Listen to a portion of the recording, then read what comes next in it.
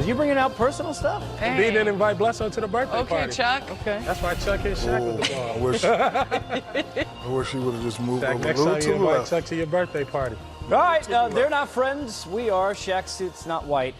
Don't ask him. It is the American Express halftime report. Tight one here in the first half between the Bucks and the Sixers. Let's start with some American Express teammates. And you think when you look at these two teams, for the Bucks, it's about Giannis and then whom? We talked about that. You mentioned Middleton, Shaq, and so far those two outdoing Redick and Embiid. Of course, you're not having Jimmy Butler on the other side with Philly, who's out tonight.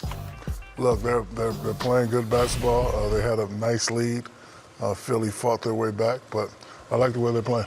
Now, Giannis specifically playing tonight. Good to see him back in there. Give us a sense of what you saw through some footage here in the first half. Well, I don't really know what Giannis' position is, but tonight I see battle of big men. So roll the tape. You know, some talk about who's the best big man in the league, and, you know, Giannis said, you know what, let's just let our peers decide. And he's actually going at Joel Embiid. I know last time they played Embiid at 40, but look, he's going at him, drawing fouls, taking it to him. You know, Embiid is saying back up and shoot the jumper, but he has guard skills. He could, you know, close the space.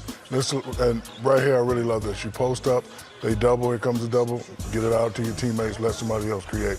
And this is why, in my opinion, he's the MVP. Plays aggressive, plays smart, plays defense, keeps everybody involved. I like the way this kid is playing. You mentioned aggressive, Embiid. You were watching the first half, and you're watching Simmons, and that's a word that maybe you'd like to see more of on the other side. What is it about Ben's game that you want to see him kind of elevate as we head in here final stretch? Well, I want to see Ben Simmons pick up the pace. You know, you're being the point guard of, you know, the Philadelphia 76ers. You have to push with pace because that allows you to flatten out the defense.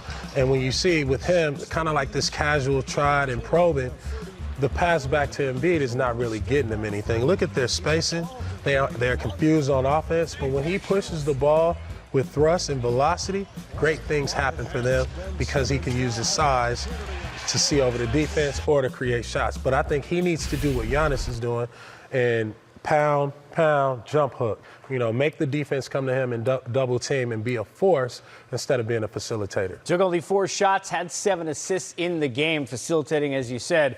Embiid, we saw, even wincing in warm-ups, weren't sure he'd play. Back after missing 3 with the knee. What'd you see, Candace, in the first half? Yeah, I think Embiid is great when he builds from the inside out. And in the first half, as BD showed in his highlight, it was a lot of Ben Simmons throwing back to Embiid. And I think this is a shot that the entire Eastern Conference is willing to live with Embiid. It just didn't seem like he established himself down low. Obviously, he's missed a couple games, is a little rusty in getting up in shape. But that's where I want to see him most of the time, not settling for that jump shot, getting into the paint, because I think he's a force.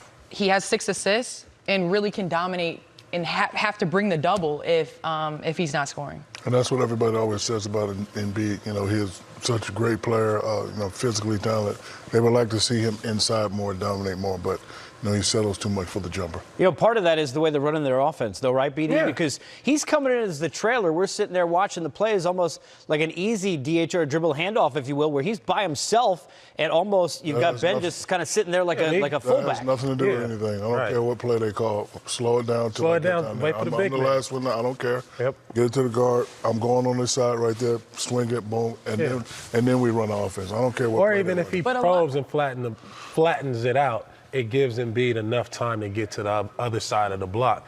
They're not moving the ball at all around the perimeter. So if Ben Simmons can get down the floor, then Embiid will get down the floor. And it's a shame that, sorry to cut you off, it's a shame that they're 14th in the league when it comes to point blanks. They should definitely be in the top 5. But honestly, a lot of it has to do with him running the floor. I mean, we said it, we noticed it early on. He's huffing and puffing right now and not in the greatest of shape from missing games. So I think it's him sprinting rim to rim and getting that early position too. All right, should be an interesting second half, and then it's only the first half of our doubleheader. Can you name yet 3 Lakers who are playing later? Come on. Yeah, Caruso.